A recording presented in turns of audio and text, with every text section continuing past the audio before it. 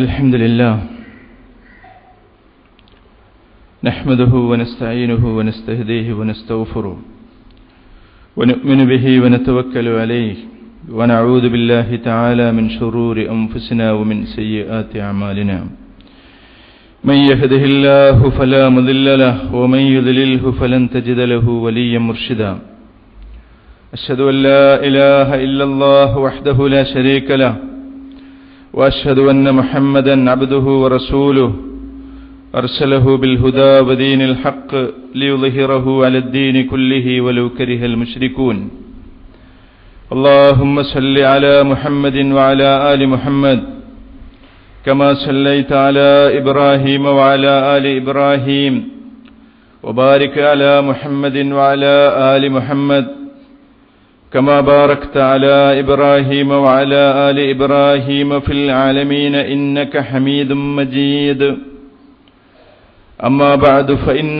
خير الحديث كتاب الله وخير الهدي هدي محمد صلى الله عليه وسلم وشر الأمور محدثاتها وكل محدثة بدعة وكل بدعة ضلالة وكل ضلالة في النار أيها الإخوان والأخوات أوصيكم وإياي بتقوى الله أعوذ بالله من الشيطان الرجيم بسم الله الرحمن الرحيم يا أيها الناس أنتم الفقراء إلى الله والله هو الغني الحميد إن يشأ يذهبكم ويأتي بخلق جديد وما ذلك على الله بعزيز صدق الله العلي العظيم.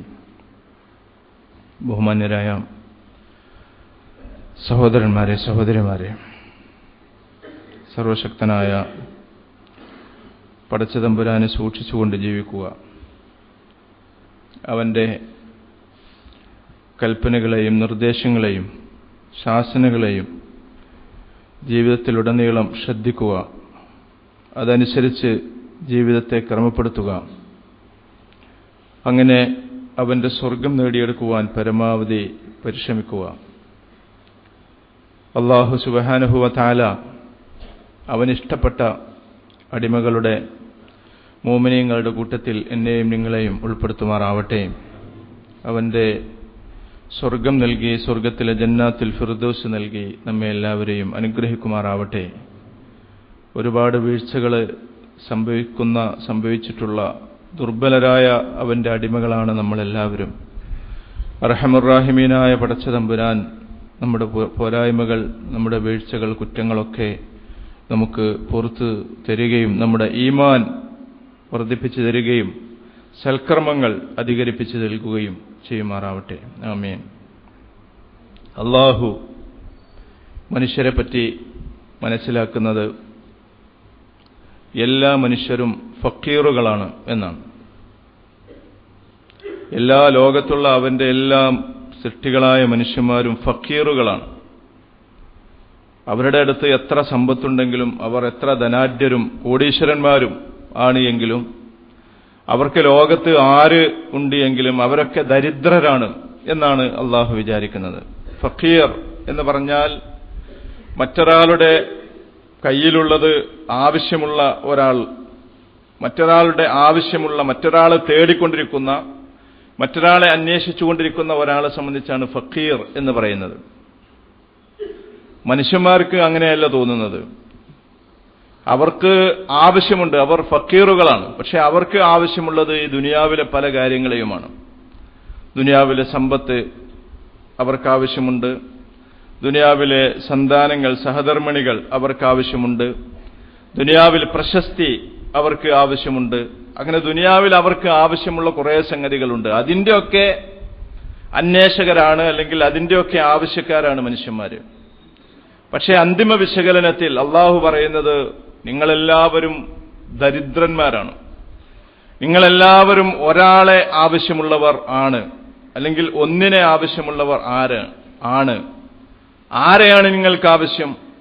അള്ളാഹു പറയുന്നത് യാ അയ്യുഹന്നാസ്, ജനങ്ങളെ, അൻതുമുൽ ഫുഖറാഉ ഇലല്ലാഹ്, നിങ്ങളൊക്കെ അള്ളാഹുവിങ്കിലേക്ക് ആവശ്യങ്ങളുള്ളവരാണ്. അള്ളാഹുവിന്റെ മുമ്പിൽ ദരിദ്രന്മാരാണ്, ഫക്കീറുകളാണ്. അൻതുമുൽ ഫുഖറാഉ, നിങ്ങൾ ദരിദ്രന്മാരാകുന്നു. ഇലല്ലാഹ്, അള്ളാഹുവിങ്കലേക്ക് ആവശ്യമുള്ള, അള്ളാഹുവിനോട് തേടേണ്ടവരാണ്, അള്ളാഹുവിങ്കലേക്ക് അഭയം തേടേണ്ടവരാണ് നിങ്ങൾ. ഇലാഹ് എന്ന് പറയുന്ന പദത്തിന്റെ അർത്ഥങ്ങളിൽ ഒരർത്ഥം ഇതാണ്. അലിഹ്തു ഇലാ ഫുലാനിൻ, ഞാൻ ഒരാളിലേക്ക് അഭയം തേടുമ്പോൾ, ഞാൻ ഒരാളിലേക്ക് ഒട്ടിച്ചേർന്ന് നിൽക്കുമ്പോൾ, ഞാൻ ഒരാളോട് ആവശ്യങ്ങൾ ഉന്നയിക്കുമ്പോൾ, ആരോടാണോ ഞാൻ ആവശ്യം ഉന്നയിക്കുന്നത്, ആരോടാണോ ഞാൻ അഭയം തേടുന്നത്, ആരിലേക്കാണോ ഞാൻ ചേർന്ന് നിൽക്കുന്നത്, ആ ആളെപ്പറ്റിയാണ് ഇലാഹ് എന്ന് അറബിയിൽ പറയുന്നത്. അള്ളാഹു ഇലാഹാകുന്നു എന്ന് നമ്മൾ പറയുമ്പോൾ അതിന്റെ ഒരർത്ഥം ഇതാണ്. ഒരൊട്ടകക്കിടാവ് അതിന്റെ തള്ളയിലേക്ക് ചേർന്ന് നിൽക്കുന്നതിനെ അലിഹ എന്നാണ് പറയുക. അതായത് ഒട്ടകക്കിടാവിന് അതിന്റെ തള്ളയിൽ നിന്ന് വേർപെട്ട് നിൽക്കാൻ സാധ്യമല്ല. അത് കുറച്ചു നേരം വേർപെട്ട് നിൽക്കുമ്പോൾ ഉമ്മയെ അല്ലെങ്കിൽ അമ്മയെ അല്ലെങ്കിൽ തള്ളയെ കാണാതിരിക്കുമ്പോ ആ കിടാവ് പിന്നെ അതിനെ കണ്ടെത്തുമ്പോ അതിലേക്ക് ചേർന്ന് ഒരു നിൽപ്പുണ്ട്. വളരെ സ്നേഹത്തോടുകൂടി എല്ലാം അമ്മയാണ് ഉമ്മയാണ് എന്ന് വിചാരിച്ചുകൊണ്ട് അതിലേക്ക് അത് ചേർന്ന് നിൽക്കും. ചേർന്ന് നിൽക്കുമ്പോൾ അതിനുണ്ടാകുന്ന ഒരു വികാരമുണ്ട്, എല്ലാം ഭദ്രമാണ് എന്നാണ് അപ്പോൾ ഈ കുഞ്ഞിന് തോന്നുക. ഏതു കുഞ്ഞുങ്ങൾക്കും അങ്ങനെയാണ്. അതതിന്റെ തള്ളയോട് ചേർന്ന് നിൽക്കുമ്പോൾ അത് ഭദ്രമാണ് എന്ന് അതിന് തോന്നും. ഒരു കോഴിക്കുഞ്ഞിന് കോഴി തള്ളക്കോഴിയോട് ചേർന്ന് നിൽക്കുമ്പോൾ അത് ഭദ്രമാണ്, അതിന്റെ ചിറകിനടിയിലാണ് എന്ന ഒരു സുരക്ഷിതത്വ ബോധം അതിനുണ്ടാകും. അപ്പോ ഇങ്ങനെ അഭയം തേടുന്നതിനെ ആണ് അലിഹ എന്ന് പറയുന്നത്. ഇലാഹ് എന്ന് പറയുമ്പോൾ ഈ ഒരർത്ഥം കൂടി അതിനുണ്ട്. മനുഷ്യരെ സംബന്ധിച്ചിടത്തോളം, ലോകത്തുള്ള എല്ലാ സൃഷ്ടികളെ സംബന്ധിച്ചിടത്തോളവും അവർക്ക് അള്ളാഹു ഇലാഹാണ് എന്ന് പറയുമ്പോൾ അതുകൊണ്ട് ഉദ്ദേശിക്കുന്നത് അവർക്ക് അവരുടെ അത്താണിയാണ് അള്ളാഹു. അവർ തേടുന്നത് അവനോടാണ്, അവരുടെ ആവശ്യങ്ങൾ ഉന്നയിക്കുന്നത് അവനോടാണ്. അവന്റെ മുമ്പിൽ ലോകത്തുള്ള എല്ലാ കോടീശ്വരന്മാരും, ലോകം മുഴുവനും കീഴടക്കിയിട്ടുള്ള ആളുകളും, ലോകത്ത് വേണ്ടുവോളം അനുയായികളുള്ള ആളുകളും, ലോകത്തെ പ്രതാപവും പണവും സമ്പത്തും സന്താനങ്ങളും സഹധർമ്മിണികളും നാട് മുഴുവനും കൂടെയുള്ള ആളുകളും ഒക്കെ അള്ളാന്റെ മുമ്പിൽ ഫക്കീറാണ്. ഫുഖറാ യാ അയ്യുഹന്നാസ് അൻതുമുൽ ഫുഖറാ ഇലല്ലാഹ്, നിങ്ങൾ അള്ളാഹുവിലേക്ക് അന്വേഷിക്കുന്ന, അള്ളാഹുവിനോട് തേടിക്കൊണ്ടിരിക്കുന്ന, അള്ളാഹുവിനോട് ആവശ്യപ്പെട്ടുകൊണ്ടിരിക്കുന്ന ഫക്കീറുകളാകുന്നു നിങ്ങൾ ജനങ്ങളെ എന്നാണ് അള്ളാഹു പറയുന്നത്. അള്ളാഹു ആകട്ടെ വല്ലാഹു ഹുവൽ ഗനിയുൽ ഹമീദ്, അള്ളാഹു നിരാശ്രയനാണ്. നിങ്ങളുടെ ആരുടെയും ആശ്രയം പടച്ചതമ്പുരാന് ആവശ്യമില്ല. അവൻ സ്തുത്യർഹനാണ്, അവനെയാണ് സ്തുതിക്കേണ്ടത്. അവനാണ് യഥാർത്ഥത്തിൽ സ്തുതി അർഹിക്കുന്ന ലോകത്തുള്ള ഏക ദൈവം, ഏക പടച്ചതമ്പുരാൻ. അവന് നിങ്ങളുടെ ആരുടെയും ആശ്രയം ആവശ്യമില്ല. അല്ലെങ്കിൽ നിങ്ങളാരാണ്? മനുഷ്യനെ സംബന്ധിച്ചിടത്തോളം അവന് അഹങ്കാരത്തോടുകൂടി നടക്കുകയാണ്. അവന്റെ വിചാരം അവന്റെ തലയിലാണ് ഈ പ്രപഞ്ചം മുഴുവനും എന്നാണ്. പ്രപഞ്ചത്തെ മൊത്തം എടുത്തു നോക്കുമ്പോൾ ഈ മനുഷ്യൻ ആരുമല്ലല്ലോ, നമ്മളാരുമല്ലല്ലോ. നമ്മൾ ശരിയാണ്, വലിയ ബുദ്ധിയുള്ള ആളുകളാണ്, ലോകം കീഴടക്കുന്ന ആളുകളാണ്. പക്ഷേ യഥാർത്ഥത്തിൽ ലോകത്തെ തന്നെ മറ്റുള്ള സൃഷ്ടികളുമായിട്ട് താരതമ്യം ചെയ്യുമ്പോൾ നമ്മളാരാണ്? നമ്മളെക്കാൾ വലിയ വലിയ എത്രയെത്ര സൃഷ്ടികൾ ഈ ലോകത്തുണ്ട്. ആ സൃഷ്ടികളൊന്ന് ഊതിയാൽ മതി, നമ്മളൊക്കെ തെറിച്ചു പോകും. നമുക്ക് ഒരു വനത്തിലൂടെ ഒറ്റയ്ക്ക് നടന്നു പോകാൻ ആർക്കും ധൈര്യമുണ്ടാവില്ല. കാരണം നമ്മേക്കാൾ ശക്തിയുള്ള, നമ്മേക്കാൾ കരുത്തുള്ള കുറെ സൃഷ്ടികൾ, അള്ളാന്റെ സൃഷ്ടികൾ ഈ ലോകത്തുണ്ട്.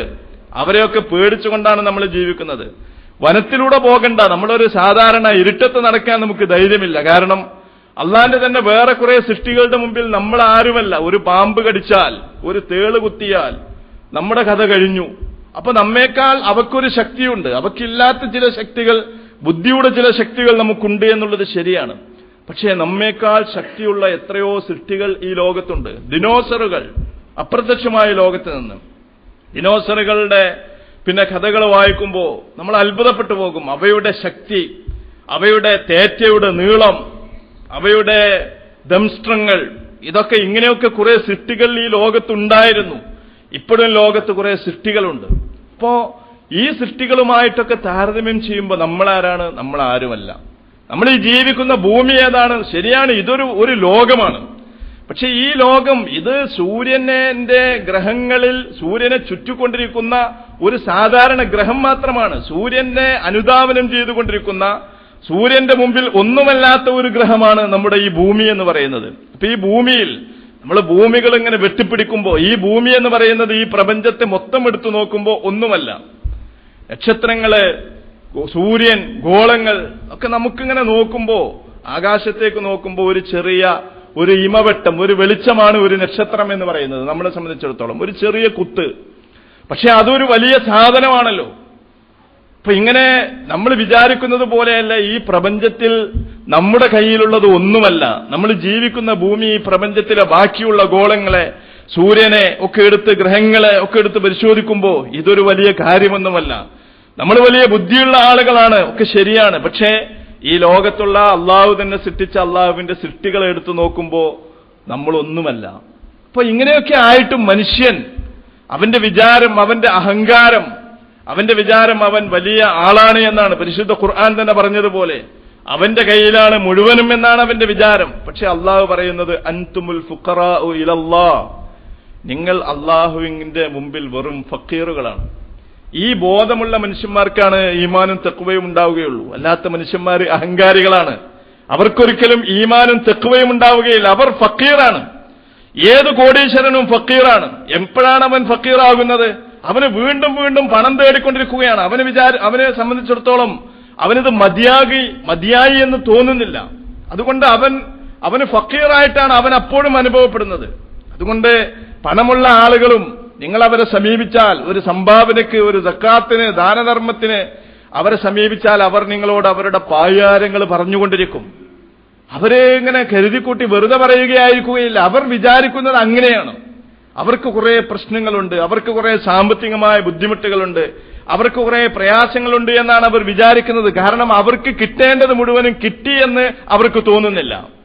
അങ്ങനെ വരുമ്പോൾ അവൻ ഫക്കീറാണ്.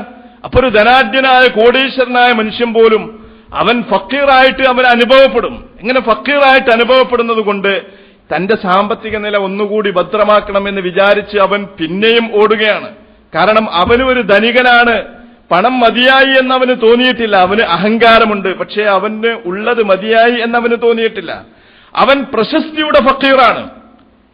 ഫക്കീർ എന്ന് പറഞ്ഞാൽ ആവശ്യമുള്ളവൻ എന്നാണ്. അപ്പോ പ്രശസ്തിയുടെ ഫക്കീറാണ് അവൻ. പ്രശസ്തി തേടിക്കൊണ്ട് അത് വാരിക്കൂട്ടാൻ വേണ്ടിയിട്ട് അവൻ വീണ്ടും അന്വേഷിച്ചുകൊണ്ട് ഓടിക്കൊണ്ടിരിക്കുകയാണ്. ഇങ്ങനെ ലോകത്തുള്ളത് ഓരോന്നോരോന്നും സ്വന്തമാക്കാൻ വേണ്ടിയിട്ട് മനുഷ്യൻ ഇങ്ങനെ അധ്വാനിച്ചുകൊണ്ടിരിക്കുന്നു. നബി സല്ലല്ലാഹു അലൈഹി വസല്ലം പറഞ്ഞല്ലോ, മനുഷ്യന്മാരുടെ കഥ അത്ഭുതമാണ്. ലൗ അന്ന ലിബ്നി ആദം വാദിയം മിൻ ദഹബിൻ അഹബ്ബ അൻ യകൂന ലഹു വാദിയാനി. ഒരു മനുഷ്യപുത്രനെ സ്വർണത്തിന്റെ ഒരു താഴ്വര മുഴുവനായിട്ടും ഉണ്ടായാൽ, ഒരു താഴ്വര മുഴുവനും, സ്വർണത്തിന്റെ ഒരു കട്ടിയല്ല, ഒരു കിലോഗ്രാം അല്ല, ഒരു താഴ്വര മുഴുവനും അവന്റെ കയ്യിലുണ്ട്. അത് മുഴുവനും സ്വർണമാണ്. സ്വർണത്തിന്റെ ഒരു മല അവന്റെ കയ്യിലുണ്ട്. ഇങ്ങനെ ഒരു സ്വർണത്തിന്റെ ഒരു താഴ്വാരം മുഴുവനും അവന് ലഭിച്ചാൽ പോലും മനുഷ്യൻ അഹബ്ബ അൻ യകൂന ലഹു വാദിയാനി. അപ്പൊ അവൻ വിചാരിക്കുക സ്വർണത്തിന്റെ 2 താഴ്വരകൾ ഉണ്ടായെങ്കിൽ എന്നാണ്. വേറൊരു ഹദീസിലുണ്ട്, 2 ഉണ്ടായാൽ അവന് വിചാരിക്കുക ഒരു 3 സ്വർണത്തിന്റെ താഴ്വര, സ്വർണത്തിന്റെ 3 മലകൾ ഉണ്ടായെങ്കിൽ എന്നാണ്. അപ്പൊ മനുഷ്യന്റെ ആഗ്രഹം ഒരിക്കലും അവസാനിക്കാൻ പോകുന്നില്ല. അവൻ ഫക്കീറാണ്. ഈ ദുനിയാവിലുള്ള ഓരോ കാര്യങ്ങളെ സംബന്ധിച്ചും അവൻ ഫക്കീറാണ്. അതേ അവസരത്തിൽ അള്ളാഹുവിന്റെ അടുത്തേക്ക് മാത്രം ആവശ്യങ്ങൾ ഉന്നയിക്കുന്ന ഒരു മനുഷ്യൻ അവൻ ധനികനാണ്. കാരണം നബി സല്ലല്ലാഹു അലൈഹി വസല്ലം തന്നെ പറഞ്ഞിട്ടുണ്ട്, ഇന്നമൽ ഗിനൽ ഖൽബി. സമ്പത്ത് എന്ന് പറയുന്നത്, സമൃദ്ധി എന്ന് പറയുന്നത് ഗിനൽ ഖൽബി, ഹൃദയത്തിന്റെ സമൃദ്ധിയാണ്. വൽ ഫഖ്റു ഫഖ്റുൽ ഖൽബി, ദാരിദ്ര്യം എന്ന് പറയുന്നത് ഹൃദയത്തിന്റെ ദാരിദ്ര്യമാണ്. ഒരാൾക്ക് പുറത്തുണ്ടാക്കാൻ പറ്റുന്ന ഒന്നല്ല സമ്പത്ത് എന്ന് പറയുന്നത്. ഒരാൾക്ക് പുറത്തുണ്ടാകുന്ന ഒന്നല്ല ദാരിദ്ര്യം എന്ന് പറയുന്നത്. നബി സല്ലല്ലാഹു അലൈഹി വസല്ലമയുടെ വ്യാഖ്യാന പ്രകാരം, ഇസ്ലാമിന്റെ ദർശനപ്രകാരം സമ്പത്ത് എന്ന് പറയുന്നത്, സമൃദ്ധി എന്ന് പറയുന്നത് ഗിനൽ ഖൽബി, മനസ്സിന്റെ സമൃദ്ധിയാണ്. മനസ്സിന് സമൃദ്ധിയുള്ള മനുഷ്യനെ സംബന്ധിച്ചിടത്തോളം അവന് കുറച്ച് കിട്ടിയാൽ തന്നെ കുറെ കിട്ടി എന്നാണ് തോന്നുക. അവന്റെ കയ്യിൽ കുറച്ചുണ്ടായാൽ തന്നെ കുറെ ഉണ്ട് എന്നാണ് തോന്നുക. അതേസമയത്തിൽ മനസ്സ് ദരിദ്രമായ ഒരു മനുഷ്യനെ സംബന്ധിച്ചിടത്തോളം അവന് കുറെ കിട്ടിയാലും ഒന്നും കിട്ടിയില്ല എന്നാണ് അവന് തോന്നുക. കുറച്ചേ ഉള്ളൂ അവന്റെ കയ്യിൽ, ഇനിയും കുറെ കിട്ടേണ്ടതുണ്ട് എന്നാണ് അവന് തോന്നുക. ഒരു സത്യവിശ്വാസിയെ സംബന്ധിച്ചിടത്തോളം അവൻ ഫക്കീറാണ്. പക്ഷേ അവൻ എന്തിന്റെ ഫക്കീറാണ്? ഈ ലോകത്തുള്ള ഒന്നിന്റെയും ഫക്കീർ അല്ല അവൻ. ഈ ലോകത്തുള്ള ഒന്നിന്റെയും അന്വേഷകനും ആവശ്യക്കാരനും അല്ല അവൻ. അവൻ ഫക്കീറാണ്, പക്ഷെ അവൻ അള്ളാഹുവിന്റെ മുമ്പിലാണ് ഫക്കീർ. അവൻ ലോകത്തുള്ള ഒരു മനുഷ്യരുടെ മുമ്പിലും ഫക്കീറല്ല. ലോകത്തുള്ള ഒരു സംഗതികളുടെ മുമ്പിലും അവൻ ആവശ്യക്കാരനല്ല. അതൊന്നും അവന് വേണ്ട എന്നാണ് അവന്റെ തീരുമാനം. അതിനൊന്നും ഒരിക്കലും അവനെ അടിമപ്പെടുത്താൻ സാധ്യമല്ല. അതിനെയൊക്കെ അവൻ അടിമപ്പെടുത്തുക എന്നല്ലാതെ അവനെ അതിനെയൊന്നും അടിമപ്പെടുത്തുവാൻ അവൻ അനുവദിക്കുകയില്ല. ഇതാണ് സത്യവിശ്വാസിയുടെ നിലപാട്. അവൻ ഫക്കീറാണ്, പക്ഷേ യാ അയ്യുഹന്നാസ് അൻതുമുൽ ഫുഖറാഉ ഇലല്ലാഹ്, മനുഷ്യന്മാരെ നിങ്ങളൊക്കെ അള്ളാഹുവിങ്കിലേക്കുള്ള ഫക്കീറുകളാണ്. നിങ്ങളൊക്കെ അള്ളാഹുവിനോട് ആവശ്യങ്ങൾ ഉന്നയിക്കുന്നവരാണ്. നിങ്ങളൊക്കെ അള്ളാഹുവിനോട് തേടുന്നവരാണ്. അള്ളാഹുവാണ് നിരാശ്രയൻ. അള്ളാഹുവിന് ആരുടെയും ആശ്രയം ആവശ്യമില്ല. അള്ളാഹു ആരുടെയും മുമ്പിൽ ആവശ്യം ഉന്നയിക്കുന്നില്ല. പക്ഷേ മനുഷ്യന്മാരത് മനസ്സിലാക്കുന്നില്ല. ഇതിനുശേഷം അള്ളാഹു പറയുന്നുണ്ട്, മനുഷ്യന്മാരെവിടെയാണ്? മനുഷ്യന്മാരിത് മനസ്സിലാക്കുന്നില്ല. അള്ളാഹു സുബ്ഹാനഹു വ തആല നിരാശ്രയനായിട്ടും മനുഷ്യന് വേണ്ടിയിട്ട് എന്തൊക്കെ അള്ളാഹ് ചെയ്തു കൊടുത്തു. അവനുള്ള എല്ലാ സൗകര്യങ്ങളും അള്ളാഹ് ചെയ്തു കൊടുത്തു. ഈ സൗകര്യങ്ങളൊക്കെ കിട്ടുമ്പോൾ മനുഷ്യന്റെ വിചാരം അവൻ റബ്ബ് അടിമയുമാണ് എന്നാണ്. അവന്റെ ഒരു അടിമയെ പോലെയാണ് അള്ളാഹു അവനോട് പെരുമാറിയിട്ടുള്ളത്. അവനെല്ലാം അവന്റെ വായിൽ കോരിക്കൊടുക്കുകയാണ് പടച്ച തമ്പുരാൻ. അവനുള്ള എല്ലാ സൗകര്യങ്ങളും ലോകത്ത് ഒരുക്കി കൊടുക്കുകയാണ് അള്ളാഹു. അള്ളാഹു ഒരു അടിമയെ പോലെ മനുഷ്യനോട് പെരുമാറുകയാണ്. അള്ളാഹു ആണ് ഉടമ. അള്ളാഹു നിരാശ്രയനാണ്. അള്ളാഹു നിങ്ങളൊന്നും ഇബാദത്ത് ചെയ്തിട്ടില്ലെങ്കിലും അള്ളാഹുവിന്റെ രാജാധിപത്യത്തിൽ ഒരു പോറലും ഒരു കുറവും ഏൽക്കുകയില്ല. അങ്ങനെയൊക്കെ ആയിട്ടും അള്ളാഹു നിങ്ങൾക്ക് വാരിക്കോരി നൽകുന്നു. നിങ്ങളെ അള്ളാഹു സംരക്ഷിക്കുന്നു. നിങ്ങളെ അള്ളാഹു നോക്കുന്നു. നിങ്ങൾക്ക് അള്ളാഹു വെള്ളവും വെളിച്ചവും നൽകുന്നു. നിങ്ങൾക്ക് അള്ളാഹു കൃഷി ഉണ്ടാക്കുന്നു. നിങ്ങൾക്ക് സന്താനങ്ങളെ നൽകുന്നു. നിങ്ങൾക്ക് സമ്പത്ത് നൽകുന്നു. ഇതിനോടൊക്കെ ഒപ്പം നിങ്ങൾക്ക് ഹിദായത്ത് നൽകുവാൻ, നിങ്ങൾക്ക് വെളിച്ചം കാണിച്ചു തരാൻ അള്ളാഹു 1,24,000-ൽ പരം പ്രവാചകന്മാരെയാണ് ഈ ലോകത്ത് ഉണ്ടാക്കിയത്. ഈ ലോകത്ത് നിങ്ങൾക്ക് വേണ്ടി അയച്ചു തന്നത്. പ്രവാചകന്മാർക്ക് ശേഷവും നിങ്ങൾ ഒരിക്കലും ഇരുട്ടിൽ തപ്പരുത് എന്ന് വിചാരിച്ചിട്ട് നിങ്ങൾക്കൊരു പരിശുദ്ധ ഖുർആനാണ് അള്ളാഹു നിങ്ങളുടെ മുമ്പിൽ വെച്ചിട്ടുള്ളത്. ഈ ഖുർആനെ ഒരാൾക്കും ഒരു കാലത്തും നശിപ്പിക്കാൻ സാധ്യമല്ല. ഇത് വെളിച്ചം നൽകിക്കൊണ്ട് നിങ്ങളുടെ മുമ്പിൽ എല്ലാ കാലത്തും ഉണ്ടാകും. ഇങ്ങനെ നിങ്ങളുടെ ഒരു അടിമയെ പോലെ നിങ്ങൾക്ക് സേവനങ്ങൾ ചെയ്തുകൊണ്ട് അള്ളാഹു നിങ്ങളുടെ മുമ്പിലുണ്ട്. പക്ഷേ ഈ അള്ളാഹു ഓർക്കണം, അവൻ ഗനിയാണ്, നിരാശ്രയനാണ്. നിങ്ങളുടെ ആരുടെയും ആശ്രയം അവൻ ആവശ്യമില്ല. പക്ഷെ ഇങ്ങനെയൊക്കെ ആയിട്ടും മനുഷ്യൻ കേൾക്കുന്നില്ല. ഖുർആൻ വളരെ അതിന്റെ സാഹിത്യ ഭംഗിയോടുകൂടി ചാരുതയോടുകൂടി പിന്നീട് പറയുന്നുണ്ട്, വമാ യസ്തവിൽ അഅമാ വൽ ബസീർ, കണ്ണുപൊട്ടനും കണ്ണ് കാണുന്നവനും സമമാവുകയില്ല. നമ്മുടെ കൂട്ടത്തിൽ കുറെ ആളുകൾ കണ്ണുപൊട്ടന്മാരാണ്. അവർക്ക് കണ്ണുണ്ട് എന്നുള്ളത് ശരിയാണ്, പക്ഷെ അവർക്ക് അകക്കണ്ണില്ല. കാണേണ്ടത് അവർ കാണുന്നില്ല. അവരെ പറ്റിയാണ് ഖുർആൻ പലയിടങ്ങളിലും പറഞ്ഞത്. അവർക്ക് കണ്ണുണ്ട്, കാണുന്നില്ല. അവർക്ക് ഹൃദയമുണ്ട്, ചിന്തിക്കുന്നില്ല. അവർക്ക് ചെവിയുണ്ട്, കേൾക്കുന്നില്ല. അവർ മൃഗങ്ങളെപ്പോലെയാണ്, മൃഗങ്ങളെക്കാൾ വെടിവിഴച്ചവരാണ് എന്ന് പരിശുദ്ധ ഖുർആൻ പറഞ്ഞത്. ഇവിടെ അള്ളാഹു നിങ്ങൾക്കെല്ലാവർക്കും ആവശ്യമുള്ളവനാണ് അള്ളാഹു. നിങ്ങൾ അള്ളാഹുവിന്റെ മുമ്പിൽ ഫക്കീറുകളാണ് എന്ന് പറഞ്ഞ ശേഷം പറയുന്നുണ്ട്, ഒരിക്കലും കണ്ണ് കാണാത്തവനും കണ്ണ് കാണുന്നവനും സമമാവുകയില്ല. വലൽദുലുമാതു വലന്നൂർ, ഇരുട്ടും വെളിച്ചവും സമമാവുകയില്ല. ഇരുട്ടുണ്ട്, വെളിച്ചമുണ്ട്. മനുഷ്യന്മാര് തെരഞ്ഞെടുക്കുന്നത് ഇരുട്ടിനെയാണ്. എന്നിട്ട് ഈ ഇരുട്ടിൽ തപ്പുകയാണ് അവൻ ചെയ്യുന്നത്. അവന് കണ്ണുണ്ട്, പക്ഷെ അവന് കാണുന്നില്ല. ജീവിച്ചിരിക്കുന്നവരും മരിച്ചിരിക്കുന്നവരും സമമാവുകയില്ല. ഇതൊക്കെ എല്ലാവർക്കും അറിയാവുന്ന കാര്യമാണ്. എന്താണ് അള്ളാഹു പറയാനുള്ള കാരണം? കുറെ മനുഷ്യന്മാർ ജീവിച്ചിരിക്കുന്നുണ്ട്, പക്ഷെ അവർ മരിച്ചവരെ പോലെയാണ്. ചത്തതിനൊക്കുമേ ജീവിച്ചിരിക്കലും എന്ന് പറഞ്ഞതുപോലെ അവർ മരിച്ചവരെ പോലെയാണ്. എന്താണ് അവർ ജീവിച്ചിട്ട് കാര്യം? ജീവന്റെ ഒരു അടയാളവും അവർ രേഖപ്പെടുത്തുന്നില്ല. ജീവന്റെ ഒരു അടയാളവും അവർ പ്രകടിപ്പിക്കുന്നില്ല. ഈ ലോകത്ത് ഇങ്ങനെ ഒരു മനുഷ്യൻ ജീവിക്കുന്നുണ്ട് എന്ന് കാണിച്ചു കൊടുക്കുവാൻ ഈ മനുഷ്യന് കഴിയുന്നില്ല.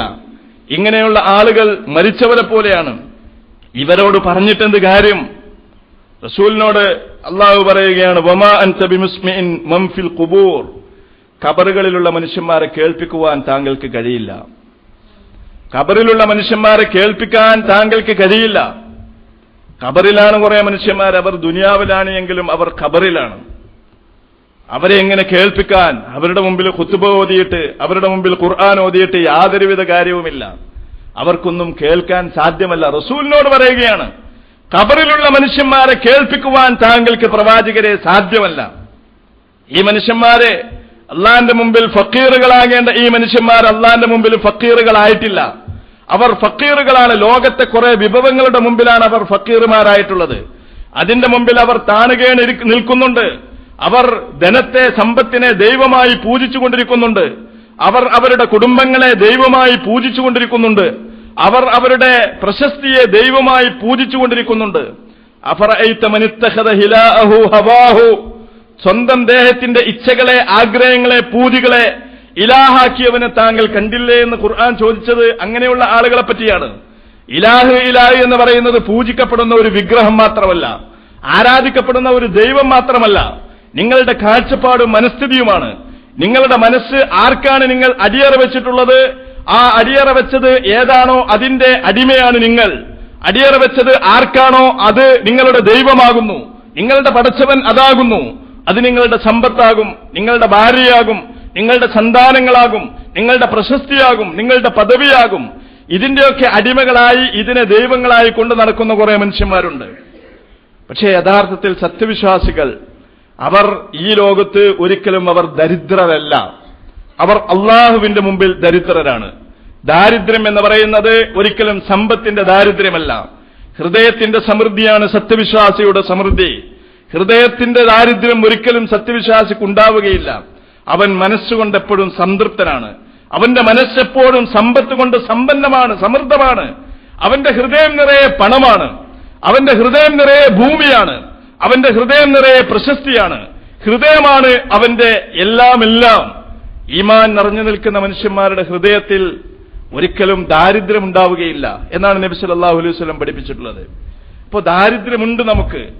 ആ ദാരിദ്ര്യം എന്ന് പറയുന്നത് ആവശ്യം ഉന്നയിക്കുവാനുള്ള അവസ്ഥയാണ്. മറ്റുള്ളവരുടെ മുമ്പിൽ കൈനീട്ടുന്ന അവസ്ഥയാണ് ദാരിദ്ര്യം എന്ന് പറയുന്നത്. നമ്മൾ കൈനീട്ടുന്നു, നമ്മൾ ദരിദ്രരാണ്. പക്ഷേ അത് അള്ളാന്റെ മുമ്പിൽ മാത്രമാണ് ദരിദ്ര.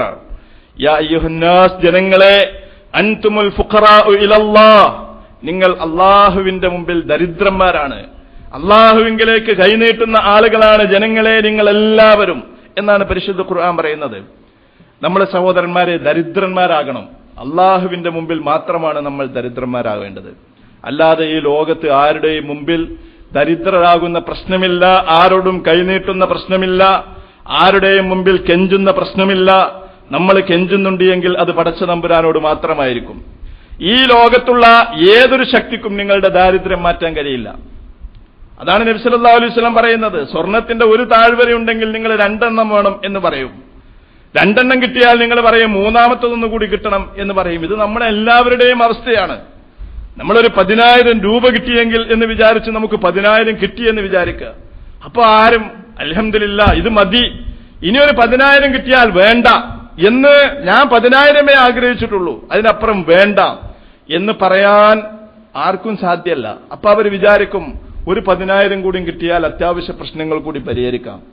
ആ 10,000 കിട്ടിയെന്ന് വിചാരിക്കുക. അപ്പൊ വിചാരിക്കും ഒരു 10,000 കൂടി കിട്ടിയാൽ ബാക്കിയുള്ള പ്രശ്നങ്ങൾ കൂടി പരിഹരിക്കാം. ഇങ്ങനെയാണ് മനുഷ്യന്മാര്.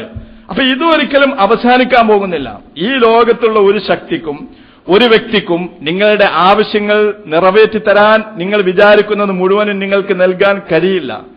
അത് കഴിയുന്നത് അല്ലാഹു സുബ്ഹാനഹു വ തആലക്ക് മാത്രമാണ്. അപ്പൊ ഇലാഹ് എന്ന് പറയുന്ന ഒരൊട്ടകക്കിടാവ് തള്ളയോട് ചേർന്ന് നിൽക്കുമ്പോൾ ഈ ഒട്ടകം ഈ കിടാവിന്റെ ഇലാഹാകുന്നത് ഏതുപോലെയാണോ, ഈ ഒട്ടകക്കിടാവ് അതിന്റെ തള്ളയോട് ചേർന്ന് നിൽക്കുമ്പോൾ അത് എത്രമാത്രം സുരക്ഷിതത്വമാണോ അനുഭവിക്കുന്നത്, അത് എത്രമാത്രം സംതൃപ്തിയാണോ അനുഭവിക്കുന്നത്, അതേപോലെ അള്ളാഹുവിലേക്ക് ചേർന്ന് നിൽക്കുമ്പോൾ സന്തോഷം അനുഭവപ്പെടുന്ന മനസ്സാണ് ഈമാനുള്ള മനസ്സ് എന്ന് പറയുന്നത്. ഈ സന്തോഷം മറ്റാരിലേക്കും മറ്റേതിലേക്കും ചേർന്ന് നിന്നാൽ ഒരു മുഅ്മിനിന് കിട്ടുകയില്ല. ഒരാളുടെ ഈമാൻ അളന്നു നോക്കാനുള്ള മാനദണ്ഡമാണിത്. അള്ളാഹുവിലേക്ക് ചേർന്ന് നിൽക്കുമ്പോൾ കിട്ടുന്ന സമാധാനം ഈ ലോകത്ത് മറ്റേതിലേക്ക് ചേർന്ന് നിൽക്കുമ്പോഴും കിട്ടുകയില്ല. ഇതാണ് സഹോദരന്മാരെ ഈമാൻ എന്ന് പറയുന്നത്. നമ്മുടെ ഈമാൻ എവിടെയാണുള്ളത്? ഇതാണ് ഹുബ്ബുല്ലാ, അള്ളാഹിനെ സ്നേഹിക്കുക എന്ന് പറയുന്നത് ഇതാണ്. ഉമർ റളിയല്ലാഹുവിനോട് റസൂല് പറഞ്ഞല്ലോ, അല്ലാഹുവും അല്ലാഹുവിന്റെ റസൂലും നിങ്ങൾക്ക് പ്രിയപ്പെട്ടവരാകുന്നതിനേക്കാൾ ആകുന്നത് വരെ നിങ്ങൾ ഒരാൾക്കും ഈമാൻ ഉണ്ടാവുകയില്ല എന്ന് പറഞ്ഞപ്പോഴാണ് ഉമർ റളിയല്ലാഹുവിന് പറഞ്ഞത്, റസൂലേ, എനിക്ക് പടച്ചവനും അല്ലാഹുവിന്റെ റസൂലും പ്രിയപ്പെട്ടവരാണ്, എനിക്ക് ശേഷം പ്രിയപ്പെട്ടവരാണ്. ഞാൻ ഏറ്റവും അധികം ഇഷ്ടപ്പെടുന്നത് എന്നെ തന്നെയാണ്, ബാക്കിയുള്ളവരൊന്നുമില്ല. ബാക്കിയുള്ളവരെയൊക്കെ ഉമർ റളിയല്ലാഹുവിനും അല്ലാഹുക്കും റസൂലിനും വേണ്ടിയിട്ട് മാറ്റിവെച്ചിരിക്കുന്നു. ഉമറിന് പ്രിയപ്പെട്ട മക്കളുണ്ട്, ഉമറിന്റെ പ്രിയപ്പെട്ട സഹധർമ്മിണിയുണ്ട്, അങ്ങനെ പലതുമുണ്ട്, ഉമറിന് സമ്പത്തുണ്ട്. ഇതൊക്കെ ഉമർ റളിയല്ലാഹുവിന് മാറ്റിവെച്ചു. പക്ഷേ ഉമറിനോടുള്ള സ്നേഹത്തെ ഉമർ മാറ്റിവെച്ചിട്ടില്ല. അപ്പൊ എനിക്ക് ഏറ്റവും അധികം സ്നേഹം എന്നോടാണ്, പിന്നെ പടച്ചവനോടും റസൂലിനോടാണ്. എനിക്ക് എന്റെ കാലിൽ ഒരു മുള്ളുകുത്തിക്കൂടാ, ബാക്കിയൊക്കെ അള്ളാഹ്ക്കും റസൂലിനും ഞാൻ കൊടുക്കാം. എന്റെ ജീവന് ഒരു ഹാനിയും സംഭവിച്ചുകൂടാ. എന്റെ ജീവൻ വേണ്ട എന്ന് വെച്ചിട്ട് അള്ളാഹിനെ റസൂലിനെ സ്നേഹിക്കാൻ എനിക്ക് കഴിയില്ല. അതേവസരം എന്റെ സമ്പത്ത് വേണ്ട എന്ന് വെക്കാം, കുടുംബങ്ങളെ വേണ്ട എന്ന് വെക്കാം, പ്രശസ്തി വേണ്ട എന്ന് വെക്കാം, ഒക്കെ അള്ളാഹ്ക്കും റസൂലിനും വേണ്ടി ഞാൻ ചെയ്യാം. പക്ഷെ എനിക്കൊന്നും പറ്റരുത്. ഇതാണ് ഞാൻ കഴിഞ്ഞാൽ പിന്നെ അള്ളയും റസൂലുമാണ് എനിക്ക് ഏറ്റവും പ്രിയപ്പെട്ടവർ എന്ന് ഉമർ റളിയല്ലാഹുവിന് പറയുമ്പോൾ അതുകൊണ്ട് അദ്ദേഹം ഉദ്ദേശിക്കുന്നത്, നബി സല്ലല്ലാഹു അലൈഹി വസല്ലം അത് സമ്മതിച്ചു കൊടുത്തില്ല. പോരാ, അത് പോരാ എന്ന് റസൂല് ശാഠ്യം പിടിക്കുകയാണ് ഉമറിന്റെ മുമ്പിൽ. താങ്കൾക്ക് താങ്കളെക്കാൾ പ്രിയപ്പെട്ടവൻ പടച്ചതമ്പുരാനും പടച്ചറബിന്റെ റസൂലുമാകുന്നത് വരെ താങ്കളുടെ ഈമാൻ പൂർണ്ണമാവുകയില്ല എന്നാണ് റസൂല് പറയുന്നത്. അപ്പൊ ഉമർ റളിയല്ലാഹുവിനു ആ ഒരു ദറജയിലേക്ക്, പദവിയിലേക്ക് ഉയരാൻ വേണ്ടിയിട്ട് കുറച്ചു നേരം ശ്രമിച്ചു. ഉമറിന്റെ മനസ്സിനെ പാകപ്പെടുത്തി. ഉമറെ, നിനക്ക് നിന്നേക്കാൾ പ്രിയപ്പെട്ടവൻ നിന്റെ പടച്ചറബ്ബാണ് എന്ന് ഉമറിനോട് പറഞ്ഞുകൊണ്ടിരുന്നു. ഉമറിന്റെ മനസ്സിനെ പാകപ്പെടുത്തിയ ശേഷം ഉമർ റസൂലിനോട് പറഞ്ഞു, ഇപ്പോൾ ഞാൻ അങ്ങനെയാണ് റസൂലേ, ഇപ്പൊ ഞാൻ അങ്ങനെ ആയിരിക്കുന്നു. ഇനി എനിക്ക് എന്നേക്കാളും പ്രിയപ്പെട്ടവനും എന്റെ പടച്ചവൻ തന്നെയാണ്, എന്റെ അള്ളാഹിന്റെ റസൂൽ തന്നെയാണ് എന്ന് ഉമർ റളിയല്ലാഹു പറഞ്ഞു. അപ്പോഴാണ് റസൂൽ ഉമറിന്റെ ഈമാൻ പൂർണ്ണമായി എന്ന് അപ്പോഴാണ് റസൂൽ അംഗീകരിച്ചു കൊടുക്കുന്നത്. ഇതാണ് ഈമാൻ എന്ന് പറയുന്നത്. അതല്ലാതെ നമ്മൾ വിചാരിക്കുന്നത് പോലെ ഇത് ഒരു പാർശ്വമായ ഒരു ഏർപ്പാടല്ല. നമുക്ക് നമ്മുടെ ഇഷ്ടം പോലെ ബാക്കിയുള്ളതൊക്കെ കഴിഞ്ഞിട്ട് ചെയ്യാൻ പറ്റുന്ന ഒരു സംഗതിയല്ല. അത് 5 നേരത്തെ നമസ്കാരത്തിന് വേണ്ടിയിട്ട് 25 മിനിറ്റ് നീക്കിവെക്കുന്ന ഒരു ഏർപ്പാടല്ല ഈമാൻ എന്ന് പറയുന്നത്.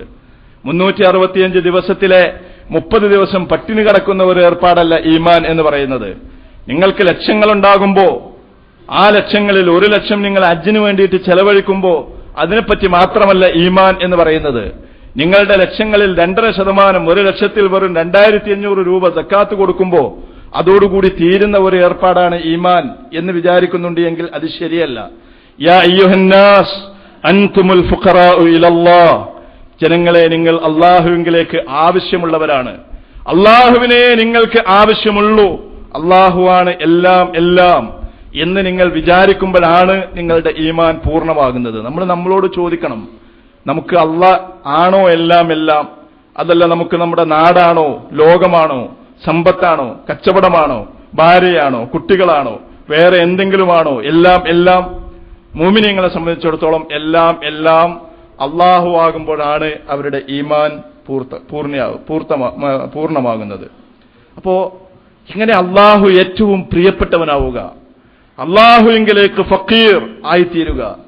നബി സല്ലല്ലാഹു അലൈഹി വസല്ലമയുടെ പ്രാർത്ഥന, സഹോദരിമാരെ, പടച്ചവനെ, അസ്അലുക ലദ്ദത്തൻ നദരി ഇലാ വജ്ഹിക വശൗഖ ഇലാ ലിഖാഇക. പടച്ചവനോട് റസൂൽ പ്രാർത്ഥിക്കാറുണ്ടായിരുന്ന ഒരു പ്രാർത്ഥനയാണ് അസ്അലുക ലദ്ദത്തൻ നദരി ഇലാ വജ്ഹിക. അല്ലാഹുവേ, ഞാൻ നിന്നോട് ചോദിക്കുകയാണ്, ലദ്ദത്തൻ നദരി ഇലാ വജ്ഹിക, നിന്റെ മുഖത്തേക്ക് നോക്കുമ്പോ ഉണ്ടാകുന്ന ആനന്ദം, നോട്ടത്തിന്റെ ആസ്വാദനം, നിന്റെ മുഖത്തേക്ക് നോക്കിയിട്ട് എനിക്ക് അനുഭവിക്കാൻ കഴിയുന്ന ആസ്വാദനം, നിന്റെ മുഖത്തേക്ക് നോക്കുക എന്നത് ആസ്വാദ്യകരമായ ഒരു സംഗതി ആക്കി തീർക്കണം എനിക്ക്. വശൗഖ ഇലാ ലിഖാഇക, നിന്നെ കണ്ടുമുട്ടുക എന്നത് ഒരു പൂതിയാക്കി തീർക്കണം എനിക്ക്. നബി സല്ലല്ലാഹു അലൈഹി വസല്ലമയുടെ പ്രാർത്ഥന അങ്ങനെയായിരുന്നു. അള്ളാന്റെ മുഖം കാണുക എന്നത് ജീവിതത്തിലെ ഏറ്റവും ആസ്വാദ്യകരമായ ഒരു സംഗതിയാക്കുക. പടച്ചതമ്പുരാന്റെ മുഖം കാണുക. അള്ളാഹു എല്ലാവരെയും അള്ളാന്റെ മുഖം കാണിക്കുകയില്ല. അള്ളാഹുവിന്റെ പ്രിയപ്പെട്ട അടിമകൾക്ക് മാത്രമേ അള്ളാന്റെ മുഖം പരലോകത്ത് ചെന്നാൽ കാണാൻ കഴിയുകയുള്ളൂ എന്നാണ് ഹദീസുകളിൽ വന്നിരിക്കുന്നത്. അല്ലാഹുവിന്റെ മുഖം കാണുക എന്ന് മാത്രമല്ല, ആ മുഖത്തെ കാണുന്നത് ആസ്വദിക്കുക, അത് ജീവിതത്തിലെ ഒരു ആസ്വാദ്യകരമായ ഒരു സംഗതിയാക്കുക. ഏറ്റവും രസമുള്ള, ഏറ്റവും ഹരമുള്ള, അനുഭവിക്കുമ്പോൾ ഏറ്റവും ആനന്ദമുള്ള ഒരു ഏർപ്പാടായി തീരുക, ഒരു പ്രക്രിയയായി തീരുക. അങ്ങനെ നിന്റെ മുഖം നോക്കുക എന്ന് പറയുന്നത് എനിക്ക് ഏറ്റവും ആനന്ദകരമായ ഒരനുഭവമാക്കി തീർക്കുക എന്ന് റസൂൽ പ്രാർത്ഥിക്കുകയാണ്. പടച്ചതമ്പുരാനെ കണ്ടുമുട്ടുന്നതിൽ നിന്ന് ഓടി ഒളിക്കുകയല്ല. സത്യനിഷേധികളെ സംബന്ധിച്ച് ഖുർആൻ പറഞ്ഞിട്ടുണ്ട്, മരണത്തിൽ നിന്ന് ഓടി ഒളിക്കുന്ന ആളുകൾ അവർ ആരിൽ നിന്നാണ് ഓടുന്നത്? അള്ളാഹുവിന്റെ അടുത്ത് നിന്നാണ് ഓടുന്നത്. സത്യവിശ്വാസികളെ സംബന്ധിച്ചിടത്തോളം അവർ അള്ളാഹുവിങ്കലേക്ക് ചെന്ന് ചേരുന്നവരാണ്. നേരത്തെ ഇലാഹ് എന്ന് പറഞ്ഞാൽ ഈ കുഞ്ഞിന് അഭയം കൊടുക്കുന്ന തള്ള, ഒട്ടകക്കിടാവിന്റെ തള്ളയൊട്ടകം ഏതുപോലെയാണോ അതാണ് ഇലാഹ്. ഇങ്ങനെ ലോകത്തുള്ള അള്ളാഹുവിന്റെ അടിമകൾക്ക് മുഴുവനും തന്റെ കാരുണ്യത്തിന്റെ ചിറകിൽ അവരെ മുഴുവനും പൊതിഞ്ഞ് കാത്തു സംരക്ഷിക്കുന്ന പടച്ചതമ്പുരാന്റെ ആ ചിറകിലേക്ക് ചെന്ന് ചേർന്ന് നിൽക്കുന്ന അള്ളാഹുവിന്റെ പ്രിയപ്പെട്ട അടിമ.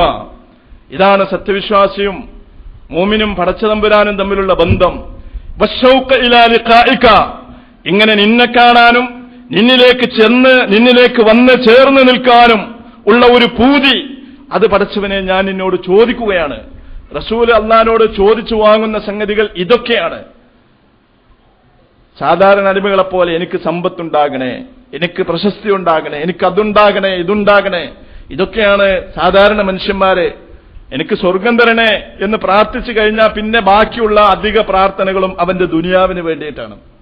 ഒരാളുടെ പ്രാർത്ഥിക്കുന്ന മനുഷ്യന്മാര് അവരുടെ പ്രാർത്ഥനകളെ ആകെ നമ്മൾ എടുത്തു നോക്കിയാൽ പലപ്പോഴും നമുക്ക് കാണാൻ പറ്റും 25% പ്രാർത്ഥന അവരുടെ ആഖിറത്തിന് വേണ്ടിയായിരിക്കും, ബാക്കി 75% ദുനിയാവിന് വേണ്ടിയായിരിക്കും. ആഖിറത്തിനുള്ള കാര്യങ്ങളൊക്കെ ഒന്ന് ആദ്യം പറഞ്ഞ് പ്രാർത്ഥിച്ച് നേരെ ദുനിയാവിലേക്ക് കടക്കുകയാണ്. പടച്ചവനോട് കാര്യമായും പറയാനുള്ള കാര്യങ്ങൾ ദുനിയാവിന്റെ കാര്യങ്ങളാണ്. ദുനിയാവിന്റെ കാര്യങ്ങൾ പടച്ചവനോട് തന്നെയാണ് പറയേണ്ടത്, അത് പറയേണ്ട എന്നല്ല. പക്ഷേ നബി സല്ലല്ലാഹു അലൈഹി വസല്ലമയുടെ മൊത്തം പ്രാർത്ഥനകളെ നമ്മളെടുത്ത് പരിശോധിച്ച് നോക്കുമ്പോൾ കാണാൻ പറ്റും അതൊക്കെ ആഖിറത്തുമായി ബന്ധപ്പെട്ട പ്രാർത്ഥനകളാണ്. റസൂലിന്റെ പ്രാർത്ഥനകളിൽ അധിക പ്രാർത്ഥനകളും ദുനിയാവുമായി ബന്ധപ്പെട്ട പ്രാർത്ഥനകൾ വളരെ കുറവാണ്.